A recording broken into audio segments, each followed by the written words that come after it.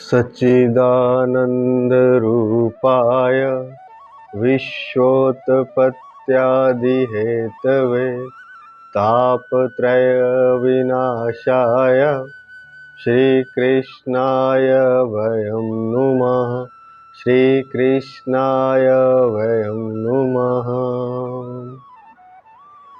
भक्तवांछा कल्पतरु शरणागत वत्सल भक्त वत्सल भगवान श्री कृष्ण और उनके साक्षात विग्रह श्रीमद् भागवत महापुराण के चरणों में प्रणाम करते हुए कथा का प्रारंभ करने जा रहे हैं और साथ ही साथ दिव्य विभूतियों श्री गणेश जी, हनुमान जी, नारद जी, सनकादि ऋषियों, नारद जी, व्यास जी, सुखदेव जी, माँ सरस्वती, राजा परीक्षित, राज ऋषि परीक्षित, सभी को प्रणाम करते हुए और इन दिव्य विभूतियों से प्रार्थना कि वे हमारे माध्यम से कथा का प्रचार, प्रसार, संचार भक्तजनों के, रसिक जनों के, प्रेमी जनों के हृदय में करें। हमें माध्यम बना करके वे स्वयं ही कथा का संचार प्रेम प्यासे भक्तजनों, रसिक जनों के हृदयों में करें। कल हमने देखा कि धर्म जो कि बैल के रूप में थे और पृथ्वी जो कि गाय के रूप में है, उन दोनों की चर्चा हो रही थी। बैल ने पूछा गाय माता से कि कल्याणी तुम दुखी क्यों हो? तब वह उत्तर देते हुए कारण बताती है। बैल जिसके कि 4 पैर होने चाहिए, वह कलयुग के कारण एक ही पैर पर है। तो पृथ्वी जो कि गाय के रूप में है, उसने कहा कि जब तुम्हारे 4 चरण थे, तुम्हारे 4 पैर पूरे थे, धर्म के 4 चरण थे, तब विभिन्न गुणों द्वारा, धर्म के गुणों द्वारा तुम भगवान की सेवा करते थे। उन गुणों में सत्य, सरलता, दया, तितिक्षा, शम, दम, उपरति, स्वतंत्रता आदि अनेक गुण हैं। 39 गुण हैं और 40वां गुण है शरणागत वत्सलता। ये धर्म के गुण हैं जो कि भगवान की सेवा करते हैं। ये सारे गुण मिलकर के भगवान श्री कृष्ण की सेवा करते हैं, या ऐसा कह सकते हैं कि ये सारे गुण भगवान में होते हैं। धर्म के 4 चरणों में अनेक गुण हैं, 40 गुण हैं, एक एक चरण में 10-10 गुण हैं, तो टोटल 40 गुण हैं। ये 40 गुण धर्म के मिलकर के भगवान की सेवा में हमेशा तत्पर रहते हैं, या कहें कि ये धर्म के सारे गुण भगवान में निहित हैं। और जो धर्म के इन गुणों को अपने भीतर उजागर कर लेता है, समाहित कर लेता है, वह भी भगवत्ता को, भगवान को प्राप्त हो जाता है। उसे ही भागवत कहा जाता है। तो ये 40 गुण बड़े ही महत्वपूर्ण हैं, जिनका विवरण तो हम दे चुके हैं, लेकिन चर्चा विस्तार से नहीं की। तो आज उन गुणों की विस्तार से चर्चा करते हैं। तो सबसे पहला गुण है सत्य, जो हमेशा सत्य बोलता है। सत्य से क्या तात्पर्य है? जो जैसा है वैसा ही प्रस्तुत कर देना, जो जैसा है वैसा ही देखना। हम तो सत्य कभी कभार ही देखते हैं, पहले तो सत्य को देखना जरूरी है। हम सत्य देख नहीं पाते, इसलिए तो हम जीवन में भटकते हैं। यह जीवन दुख रूप है, यहाँ कोई अपना नहीं है। लेकिन यह सत्य किसको दिखाई देता है? यह बहुत कम ज्ञानी मुनियों को दिखाई देता है। हमें तो लगता है ये भी मेरा है, ये भी मेरा है। फिर जब वह मेरा नहीं बनता तो दुख होता है, फिर दुख होता है तो हम और दुखी होते हैं। लेकिन जिसे सत्य दिखाई देता है, उसे पता है कि कोई यहाँ मेरा नहीं है और दुख तो होना ही है, क्योंकि दुख इस संसार का, इस पृथ्वी लोक का, इस मृत्यु लोक का स्वभाव है। तो सत्य को सत्य की तरह देख लेना ही एक गुण है, धर्म का गुण है, और सत्य को सत्य की तरह देख लेने से ही व्यक्ति धार्मिक हो जाता है, वैराग्य को प्राप्त होता है। एक तो सत्य को सत्य की तरह देख लेना, और दूसरा सत्य को सत्य की तरह कह देना। हम देखते कुछ हैं, कहते कुछ हैं, सुनते कुछ हैं, कहते कुछ हैं, तो यह असत्य है।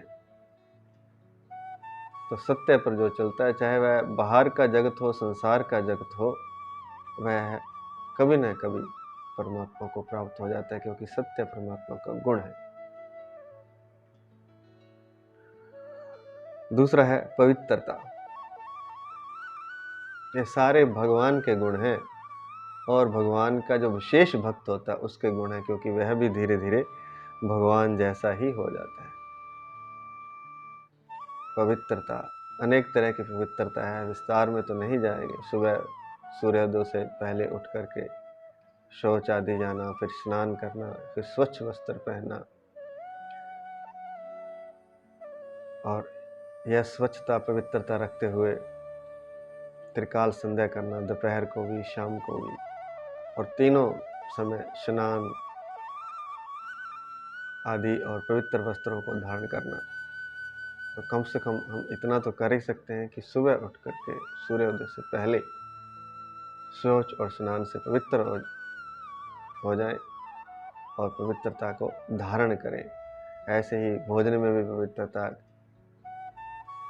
उसको बनाने में, उसको ग्रहण करने में अनेक तरह की पवित्रता है। वाणी में भी पवित्रता होती है, तो विस्तार से नहीं चर्चा करेंगे। तो धर्म का एक गुण पवित्रता है, दूसरा गुण। तीसरा गुण है दया। दया को तो सर्व गुणों में श्रेष्ठ कहा गया। दया धर्म का मूल है। सारी जो हम साधना करते हैं उसका जो मूल है धर्म का, वह दया है। अगर हमें प्राणियों पर दया नहीं है, दया से मतलब है दूसरे को अपने जैसा ही समझना। अगर उसे पीड़ा हो रही है तो समझना कि मुझे पीड़ा हो रही है। अगर चींटी को भी पीड़ा हो रही है तो समझना कि मुझे ही पीड़ा हो रही है। इसलिए तो महावीर स्वामी जैन धर्म के प्रवर्तक जिन्हें माना जाता है, उन्होंने अहिंसा धर्म दिया। अहिंसा से मतलब भी दया से है, क्योंकि जब हम दया करेंगे तभी तो हम अहिंसा करेंगे। चींटी को भी कष्ट नहीं देना है, चींटी भी कहीं पैर के नीचे ना आ जाए। यह है दया, दूसरे के कष्ट को महसूस करना, क्योंकि दूसरे में भी वही चेतना है, वही आत्मा है, वही जीव है जो मेरे में है। जो भगवान मेरे में बैठे हैं वही दूसरे में बैठे हैं। दूसरे को भी कष्ट होता है उसी तरह जिस तरह मुझे होता है। तो मन वचन कर्म से किसी को कष्ट ना देना, यही दया है। मारना, जीवों को मार देना, काट देना, वो तो अदया है ही, वह तो दुष्टता है ही। जीवों को तो मारना काटना तो दूर, किसी जीव को मन से, वचन से और कर्म से कष्ट ना हो, यह है दया। तो दया धर्म का मूल है, तो यह भी भगवान का गुण है, धर्म का गुण है। अगला है क्षमा। क्षमा कर देना। इन गुणों को जो अपना लेगा वह निश्चित ही भगवान के जैसा हो जाएगा, भगवान ही हो जाएगा। क्षमा, माफ कर देना, क्योंकि आपको किसी ने कष्ट दे दिया, कोई दुर्वचन कह दिया या कोई ऐसा कर्म कर दिया जिससे आपको कष्ट हुआ, या आपको शारीरिक पीड़ा पहुंचा दी किसी तरह से, लेकिन बाद में वो पछताता है। अब वो चाहता है कि आप उसे क्षमा कर दें, माफ कर दें, लेकिन आप नहीं करते। तो नहीं करने से उसके मन में एक पीड़ा और बन जाती है, उसकी पीड़ा कभी छूट नहीं पाती, निकल नहीं पाती। तो दूसरे को पीड़ा मुक्त करने के लिए क्षमा गुण को अपनाया जाता है। दूसरे की गलतियों को माफ कर देना। गलती को माफ क्यों करना? क्योंकि उसके मन में एक गिल्ट है, एक दर्द है कि मैंने इस व्यक्ति को कष्ट दिया, तो उसे माफ कर देना, क्षमा कर देना, यह भी बड़ा गुण है। अगला है त्याग। हम चीजों से, वस्तुओं से और व्यक्तियों से बंध जाते हैं, और उस बंधने के कारण स्वयं भी कष्ट पाते हैं, दूसरे को भी कष्ट पाते हैं। तो जिस वस्तु या व्यक्ति से कष्ट हो रहा हो उसे व्यवहार में नहीं तो कम से कम अपने मन से त्याग देना चाहिए, क्योंकि जो आपके कारण कष्ट पा रहा है या आप किसी के कारण कष्ट पा रहे हैं, उस वस्तु और व्यक्ति को त्याग देना अनिवार्य है। लेकिन कई बार हम किसी रिश्ते को इस तरह से हम छोड़ नहीं सकते, त्याग नहीं सकते, तो मन से उसका त्याग कर देना चाहिए, मन से बंधन नहीं रखना चाहिए। सन्यासी तो सब कुछ त्याग कर ही देता, लेकिन जो गृहस्थ हैं, जो संसार में रहते हैं, जिन्हें संसार में जी करके साधना करनी है, तो उन्हें मन से कुछ चीज़ों का त्याग कर देना पड़ता है। तो त्याग से मतलब ये ना समझे कि कोई रिश्ता है तो उस रिश्ते की उपेक्षा कर देनी है। उपेक्षा और त्याग में अंतर है। उपेक्षा से तात्पर्य है कि हमें कोई लेना देना नहीं, लेकिन त्याग से मतलब है कि मैंने उससे कुछ लेना नहीं, लेकिन देने की जब बारी आएगी तो मैं सब कुछ करूँगा, मैं देने में पीछे नहीं हटूंगा, लेकिन लूँगा नहीं। कोई वस्तु अगर कष्ट दे रही है तो मैंने उसका त्याग कर दिया, मैं नहीं लूँगा उस वस्तु को। कोई व्यक्ति अगर कष्ट दे रहा है तो उसका त्याग कर दिया, मैं उसके साथ व्यवहारिक तो रहूँगा, लेकिन उससे कोई अपेक्षा नहीं रखूँगा, उससे कुछ चाहूँगा नहीं। हाँ, उसे कोई ज़रूरत होगी तो अवश्य दूँगा। यह है त्याग का महान गुण। और भी त्याग होता है, बड़ी लंबी परिभाषाएं दी जा सकती हैं, लेकिन इतना है। और कहा जा सकता है कि जो चीज़ें आपकी साधना में बाधक हैं उन सब का त्याग कर देना, व्यवहारिक में नहीं तो कम से कम मन से तो उनका त्याग कर देना ही साधना है। ये धर्म का गुण है। फिर है संतोष। ये सब एक एक पर बड़ी लंबी चर्चा हो सकती है, क्योंकि ये सारे जो गुण हैं, ये धर्म के जो गुण हैं, ये भगवान के भी गुण हैं, और इनको धारण करने से व्यक्ति भगवान हो जाता है। भगवान क्यों हो जाता है? क्योंकि इनके विपरीत अगर हम चलते हैं, संतोष की जगह असंतोष रखते हैं, तो मन में हमेशा तनाव रहेगा, कष्ट रहेगा, चिंता रहेगी, ये करना है, वो करना है, वो पाना है। संतोष नहीं है, आगे आगे बढ़ना है। ना रिश्तों में संतोष है, ना धन से संतोष है, ना वस्तुओं से संतोष है। तो मन व्याकुल रहता है असंतोष होने के कारण। तो ये सारी बातें कोई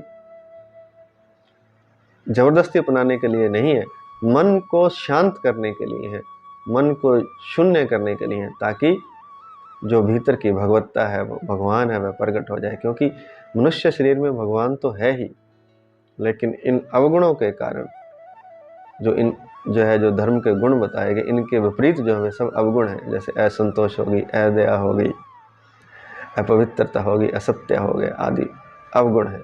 इन अवगुणों के कारण भगवान भीतर प्रकट नहीं हो पाते। भगवान का बीज तो भीतर है, लेकिन इन अवगुणों से वह ढका रहता है। इसलिए इन अवगुणों को गुणों में बदलना है, तो संतोष गुण को लाएंगे तो मन की व्याकुलता मिट जाएगी और धीरे धीरे भगवान प्रकट होने लगेंगे। सरलता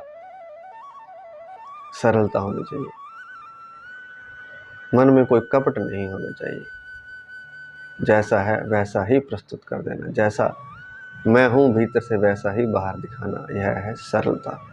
भीतर से तो मैं कामी क्रोधी हूँ, बाहर से अगर मैं दिखाऊं कि मैं बहुत बड़ा साधक हूँ, बड़ा प्रेमी हूँ, बड़ा पवित्र हूँ, बड़ा रिश्तों का ध्यान रखता हूँ, तो यह सरलता नहीं है। बाहर कुछ भीतर कुछ, तो भगवान से फिर कभी उसका मिलन नहीं हो सकता।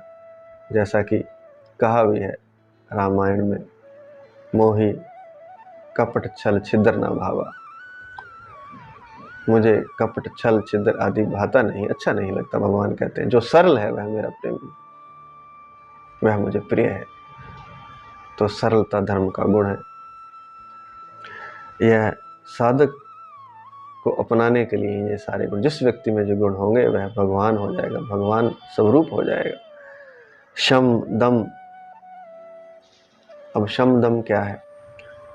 शम और दम दोनों एक दूसरे से जुड़े हुए हैं। दम मैंने होता है दमन, इंद्रियों का दमन, इंद्रियों का निग्रह। और शम मैंने होता है मन का शमन, मन का समाधान, मन की शांति। तो मन जो है इंद्रियों के द्वारा बाहर के विषयों को ग्रहण करता है। अगर हम इंद्रियों को रोक लें तो काफ़ी हद तक मन पर लगाम लग सकती है। लेकिन केवल इंद्रियों को रोक लेने से मन तो नहीं रुकता। मन हो सकता है कुछ दिन तक रुका रहे, फिर उसकी इच्छा और भी बलवती हो जाएगी और वह लाज लज्जा धर्म को छोड़कर हो सकता है कि वह इंद्रियों का दुरुपयोग करे या ऐसा कुछ करे जिससे कि उसकी मर्यादा ही चली जाए। इसलिए इंद्रियों का दमन सहायक है, लेकिन सबसे पहले शम करना पड़ेगा, अर्थात शमन करना पड़ेगा। किसका? मन का। मन को समझाना होगा, वह समझेगा सत्य को देखने से। संसार का सत्य जब हमें दिखाई देगा कि यहाँ सुख है नहीं, दुख ही दुख है, किसी भी इंद्रिय लोलुपता में कोई सुख नहीं है, यह आएगा समझ से, यह आएगा अनुभव से। क्योंकि जैसे ही हम इंद्रियों का मर्यादा से अधिक उपयोग करते हैं तो वह इंद्रिय नष्ट भी हो सकती है, रोगी भी हो सकती है, और उसके कारण हमारे मन को, हमारी आत्मा को दुख भी हो सकता है।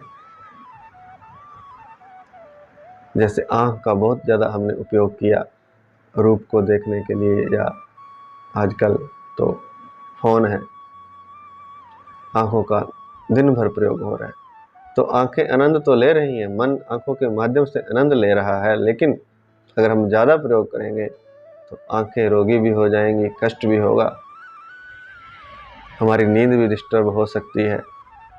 और ज़्यादा जब हम आँख का उपयोग करेंगे तो मन भी हमारा विचलित हो जाता है। लेकिन जिसे सत्य दिखाई देता है उसे पता है कि मन कष्ट पाता है ज़्यादा इंद्रियों के सेवन से। इसलिए मन को जब हम समझा देंगे कि बाहर कुछ नहीं है तो वह इंद्रियों में भटकना ही नहीं चाहेगा।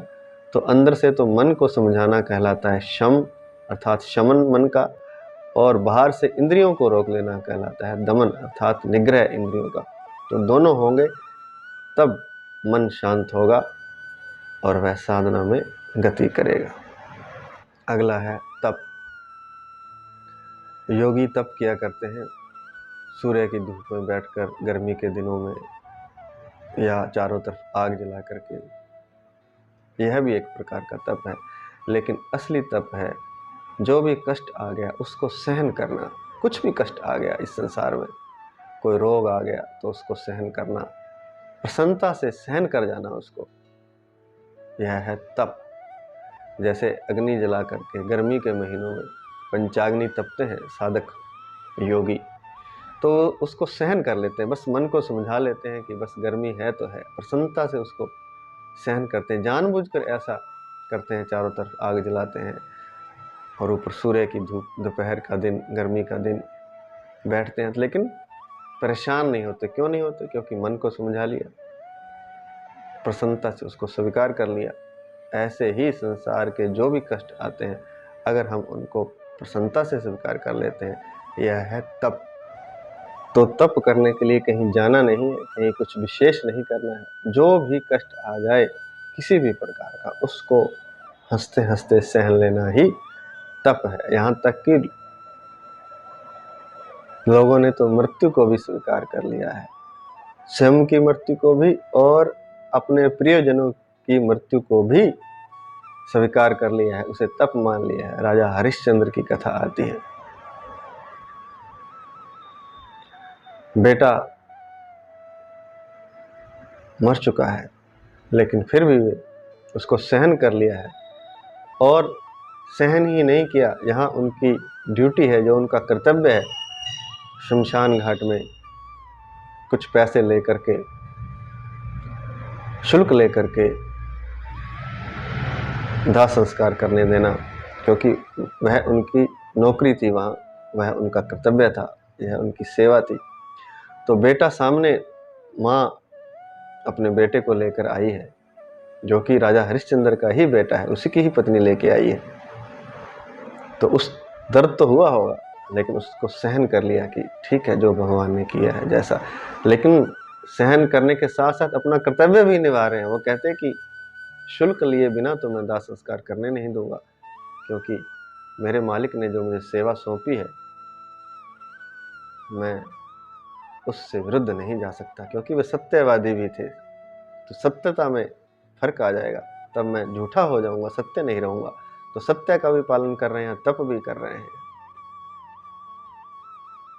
अपनों की मृत्यु तक को तप बना लिया। और भगत सिंह जैसे क्रांतिकारी, उन्होंने अपनी मृत्यु को भी तप बना लिया, उसको भी सहन कर लिया कि फांसी लगेगी तो कोई बात नहीं है, कोई दुख नहीं है, कोई कष्ट नहीं है, हंसते हंसते फांसी पर चढ़ गए, उसको स्वीकार कर लिया।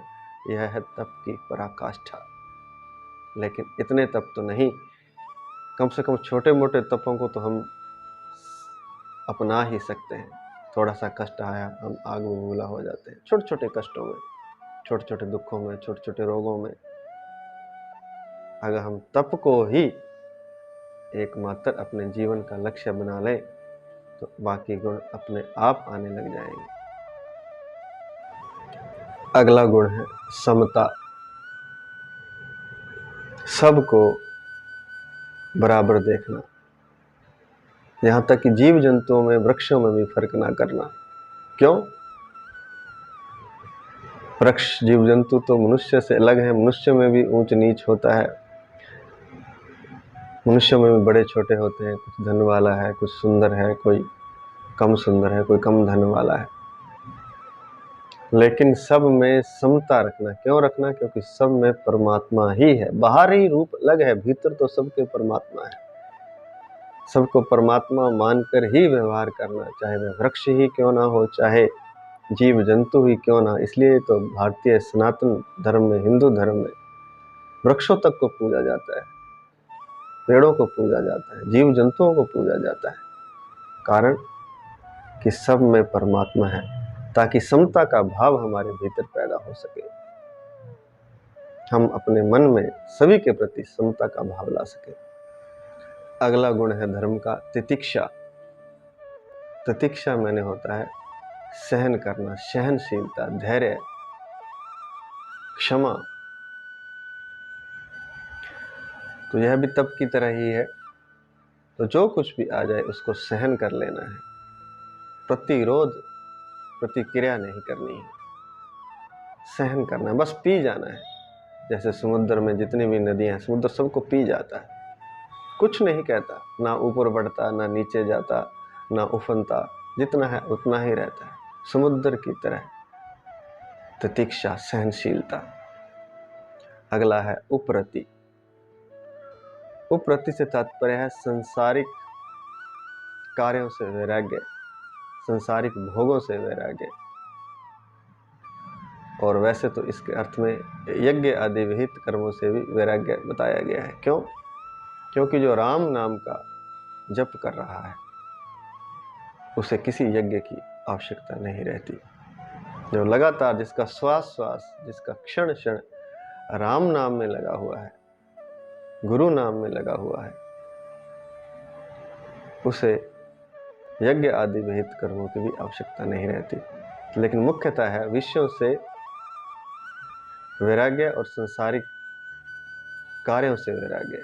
विषयों से वैराग्य तो समझ में आता है, लेकिन कार्यों से वैराग्य ऐसा नहीं कि वो कार्य करना ही छोड़ देगा, वो कार्य तो करेगा, अपने कर्तव्य तो निभाएगा, लेकिन उपरति होकर के, भीतर से किसी कर्म के प्रति उसकी कोई आसक्ति नहीं होगी, कोई मोह नहीं होगा, कोई कामना नहीं होगी किसी कर्म को करने की।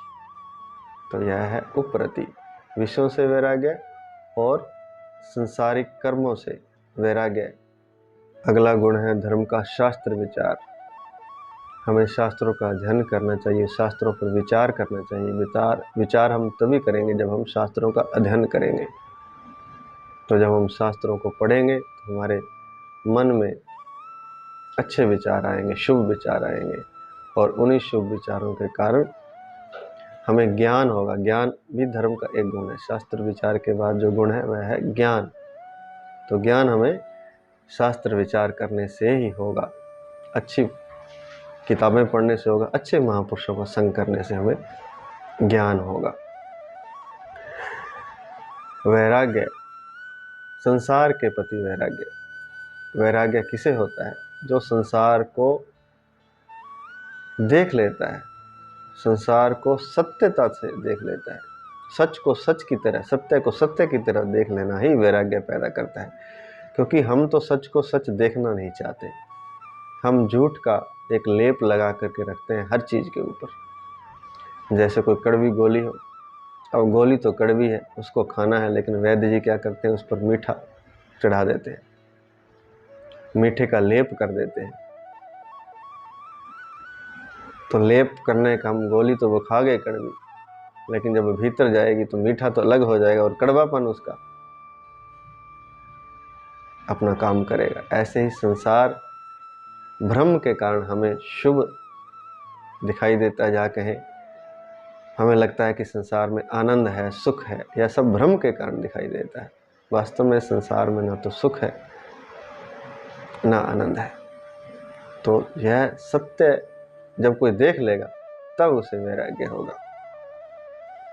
फिर है ऐश्वर्य। भगवान के समान उसका ऐश्वर्य होना चाहिए। ऐश्वर्य में कई कुछ आता है, लेकिन मुख्य है ईश्वर की तरह हो जाना। ईश्वरता ही ऐश्वर्य है, ईश्वर के गुणों को अपना लेना। वैसे तो समृद्धि, वैभव, सफलता, धन, संपदा आदि को भी ऐश्वर्य कहा जाता है, लेकिन ऐश्वर्य है ईश्वर की तरह हो जाना, ईश्वर के गुणों को अपना लेना। अगला है वीरता। योद्धा का गुण होना चाहिए, वीर होना चाहिए, भयभीत नहीं होना चाहिए, भय को त्यागना चाहिए। भय से विपरीत जो है वह वीरता है। हम तो रहते हैं भयभीत हमेशा, तो हम भयभीत रहते हैं तो हम दुख में रहते हैं। तो वीरता, डरना नहीं है किसी भी परिस्थिति से, लेकिन यह भी तभी होगा जब हम सत्य के रास्ते पर चलेंगे। अगर हम ही गलत हैं तो फिर हमें डरना भी पड़ सकता है। जब हम पूरी तरह सही हैं तो डरने की कोई आवश्यकता नहीं है, फिर चाहे मौत आए चाहे जीवन मिले। तेज, बल, स्मृति, अगला गुण है तेज। तो तेज भी तभी आता है जब हम सत्यता पर चलते हैं, जब हम सब कुछ सही सही करते हैं, शास्त्र अनुसार करते हैं और साथ साथ भगवान का सुमिरन करते हैं, तो भीतर एक तेज, एक शक्ति पैदा होती है, एक चमक पैदा होती है, एक ओज पैदा होता है। वह चेहरे पर दिखाई देता है। जब कोई साधक होता है तो उसका चेहरा चमचमाता हुआ प्रफुल्लित दिखाई देता है, वह है तेज। क्योंकि भीतर वह प्रकाशित है, भीतर उसके कोई दुख नहीं है, कोई अंधेरा नहीं। यह होगा शास्त्र विचार से, संतों के संग से और भगवान के निरंतर चिंतन और सुमिरन से। बल, बलवान होना चाहिए। ऐसा नहीं कि शरीर रुग्ण है, शरीर कमज़ोर है, तो बल आता है योग आदि से, प्राणायाम से, ध्यान से। तो योग, प्राणायाम या शरीर की कसरत कुछ अवश्य होनी चाहिए, जिससे कि बल बना रहे। बल आता है इन चीज़ों से, और साथ साथ खाने के लिए पौष्टिक और सात्विक आहार, जिससे कि बल और तेज पैदा होता है। तो यह गुण भी होना चाहिए। स्मृति, जब तेज होगा और भीतर बल होगा, शरीर स्वस्थ होगा, तेजपूर्ण होगा, तो उसकी स्मृति भी ठीक रहेगी, उसे याद रहनी चाहिए, स्मृति उसकी अच्छी होनी चाहिए। यह नहीं कि कुछ कहा और कुछ भूल गया। स्मृति तभी अच्छी होगी जब वह नियमों पर चलेगा, शास्त्र अनुसार चलेगा और स्वस्थ होगा, बलवान होगा, तेज होगा, तब वह स्मृति को धारण कर सकेगा। स्वतंत्रता, अगला गुण है। वह किसी का गुलाम नहीं होता, वह प्रतंत्र नहीं होता, वह सेवक होता है तो मात्र भगवान श्री कृष्ण का, मात्र भगवान का। वह किसी की गुलामी नहीं करता, उसे भरोसा होता है तो सिर्फ भगवान का, इसलिए वह स्वतंत्र होता है। वह किसी से डरता नहीं, किसी की स्वतंत्रता स्वीकार नहीं करता। जिसके भीतर शक्ति बल तेज होता है, जैसे भगत सिंह, चाहे अंग्रेजी हुकूमत थी उसके खिलाफ भी वे खड़े हो गए, क्योंकि भीतर एक तेज था, बल था, शक्ति थी। उसके कारण उनके मन में स्वतंत्रता थी। चाहे उन्हें जेल में बंद कर दिया, फिर भी भीतर से मन से वे स्वतंत्र रहे हमेशा। चाहे उन्हें फांसी पर भी चढ़ा दिया, तब भी वे स्वतंत्र रहे। स्वतंत्रता। कौशल कहते हैं निपुणता को, चतुरता को। चतुरता कैसी, निपुणता कैसी? कोई कार्य करना है, उसको तरीका होना चाहिए, कुशलता होनी चाहिए, और साथ ही साथ चतुरता भी होती है। जैसे भगवान श्री कृष्ण जब कोई कार्य अड़ जाता था पांडवों का या युद्ध के समय कभी भी, तो फिर वहां पे चतुराई से अर्थात कौशल से काम करते थे। उसे हेरा फेरी नहीं करते। हेरा फेरी और चतुराई में फर्क है। हेरा फेरी तो हम दूसरे को धोखा दे रहे हैं, लेकिन चतुराई है दूसरे को धोखा नहीं दे रहे, हम जो आपदा आई है उससे बचने का कोई उपाय खोज रहे हैं अपने बुद्धि के बल से। तो वह है चतुराई, जो कि श्री कृष्ण में कूट कूट कर भरी हुई थी। वह धोखा नहीं दे रहे थे दूसरे को, लेकिन दूसरा जब धोखा उनके साथ कर रहा है, तब उस धोखे से निपटने के लिए उनके साथ चतुराई करनी पड़ती थी, जिसे लोग धोखा कहते हैं, लेकिन धोखा नहीं होता, वह चतुराई है। दूसरा आपके छाती पर ही चढ़ आया है, और आप अगर सही सही चलोगे तो वह आपको मार देगा या पटकनी दे देगा। तो फिर वहाँ चतुराई से कोई विधि यूज की जाती है, कोई तरीका अपनाया जाता है, जिससे कि उस आपदा से निकला जा सके। जैसे कि पहलवान जब कुश्ती करते हैं तो जो नीचे गिर जाता है, तो वह कोई ऐसी चतुराई करता है, कोई तरीका अपनाता है कि ऊपर वाले को दूर फेंक देता है। तो ऐसा ही एक कौशल भी होना चाहिए। वह कार्यों को लेकर भी हो सकता है, और किसी बात से निकलने के लिए भी हो सकता है, किसी बात को समझने के लिए भी हो सकता है, किसी आपदा से, किसी संकट से बचने के लिए भी हो सकता है। कांति अगला गुण है। तो यह तो तेज ही है, तेज को ही कांति कहते हैं, चमक भीतर की और बाहर की। अगर भीतर चमक होगा, भीतर तेज होगा, भीतर कांति होगी, तो वह चेहरे पर भी आ जाएगी, वह आंखों से परिलक्षित भी होगी, दिखाई भी देगी। लेकिन बाहर से अपने चेहरे को चमचमाने से नहीं होगा, वह तो नकली कांति है। भीतर से जब आप प्रभु का गुणगान करते हैं, प्रभु का चिंतन करते हैं, शास्त्र विचार करते हैं, संतों का संग करते हैं, अपने कर्तव्यों का पालन करते हैं, शास्त्र अनुसार व्यवहार करते हैं, तो आपके भीतर एक तेज पैदा होता है, जिससे आपके चेहरे पर एक कांति आ जाती है, जो कि आपके भीतर से ही आती है। पहले आपके भीतर आती है, फिर आपके शरीर से वह दिखाई देती है। अगला गुण है धैर्य। धैर्य होना चाहिए। धैर्य के साथ ही शील जुड़ा हुआ है, शील होना चाहिए। भगवान राम को सबसे बड़ा शीलवान कहा जाता है। क्यों? क्योंकि अपनी पत्नी के चुराए जाने पर भी, अपहरण के बाद भी, उन्होंने बड़ी शांति से, बड़े धैर्य से, बड़े शील से उन्हें वापस लाने का, माता सीता को वापस लाने का प्रयास किया। यहाँ तक कि युद्ध होने से पहले उन्होंने कई संदेश भेजे कि मैं युद्ध नहीं करना चाहता, आप मेरी अर्धांगिनी को वापस कर दीजिए। बस वह इतनी शांति से, इतने धैर्य से, इतने शील से किया कि शीलवानों में सबसे ऊंचे भगवान राम हो गए। भगवान राम जैसा शीलवान अन्यत्र नहीं है। तो धैर्य और शील, ये भी धर्म के गुण हैं। अगला है कोमलता। कठोरता के साथ साथ, वीरता के साथ साथ कोमलता भी होनी चाहिए। पत्थर को पत्थर समझे, लेकिन फूल को फूल समझे, फूल को पत्थर ना समझे।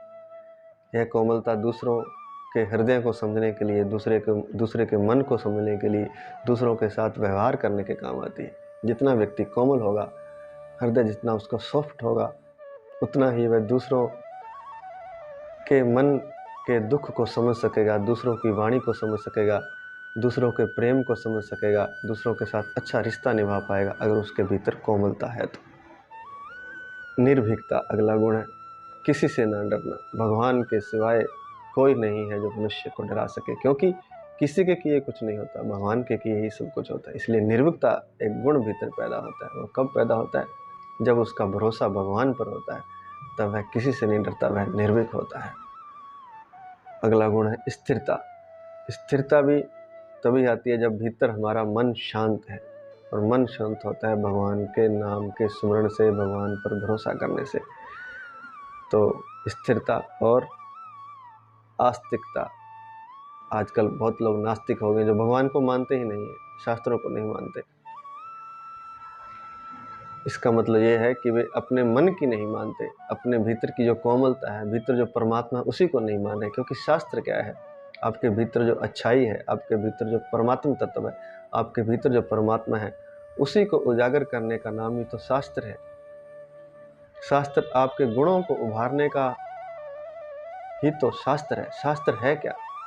आपके भीतर के गुणों को किस तरह से निखारा जाए, यही तो शास्त्र है।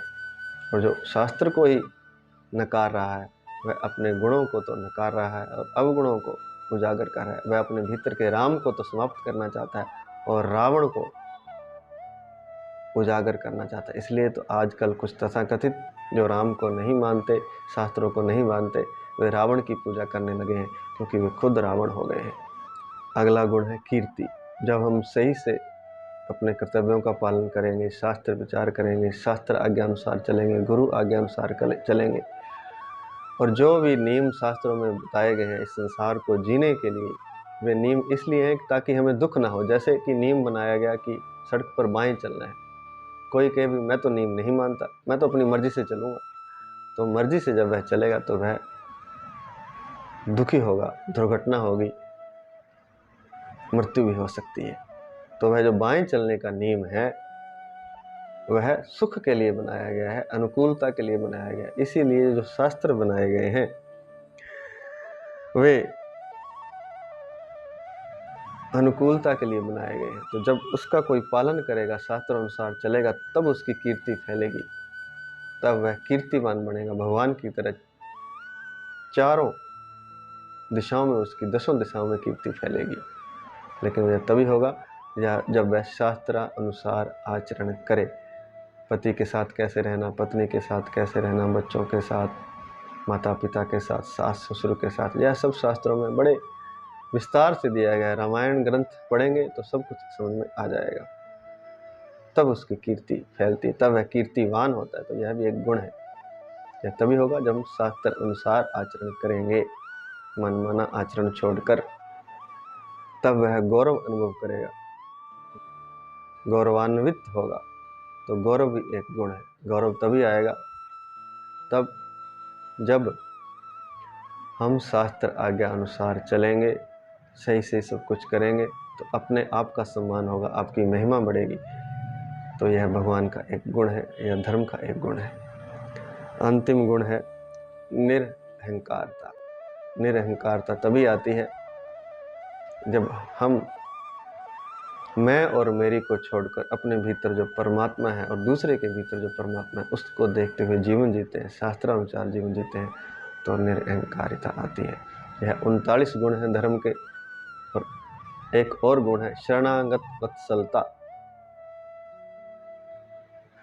यह 40वां गुण है, यह धर्म का गुण है। ये सारे गुण भगवान की सेवा करते हैं। जो शरण में आ गया उसकी रक्षा करना ही शरणागत वत्सलता है। भगवान की शरण में जो कोई जाता है, भगवान उसकी रक्षा करते हैं, चाहे वह पतित ही क्यों ना हो, पापी ही क्यों ना हो। तो जिसमें शरणागत वत्सलता गुण होगा, वह भगवान का सेवक कभी कष्ट नहीं पा सकता। वह भगवान की शरण जा सकेगा, वह भगवान की शरण हो सकेगा, क्योंकि उसे पता है कि शरणागत वत्सलता क्या होती है। तो शरणागत वत्सलता भी एक गुण है। इस तरह से कुल मिलाकर के 40 गुण है। तो यह धर्म के 40 गुण हैं। तो इन गुणों का एक अलग वीडियो यह हो गया है। तो आगे की चर्चा हम कल करेंगे। इन गुणों के साथ ही आज का यहाँ पूर्ण करते हैं। जय श्री कृष्ण। हरि शरणम, हरि शरणम, हरि शरणम। हे नाथ, हे मेरे नाथ, मैं आपको भूलूं नहीं, मैं आपको एक क्षण भी ना भूलूं, ऐसी कृपा करें। और जिन गुणों की अभी हमने चर्चा की है, यह सारे गुण धीरे धीरे मेरे भीतर समा जाएं, इन गुणों के अनुसार ही मैं अपना जीवन व्यतीत करूं, ऐसी कृपा करें। सारे गुण नहीं तो कुछ गुण भी अगर समा जाएं ऐसे, तो मैं आपका सेवक बन सकता हूं। मैं आपका तभी सेवक बनने का अधिकारी होऊंगा जब यह गुण मुझ में होंगे, जब इन गुणों से मैं पूर्ण हो जाऊंगा। जय श्री कृष्ण। हरि शरणम, हरि शरणम।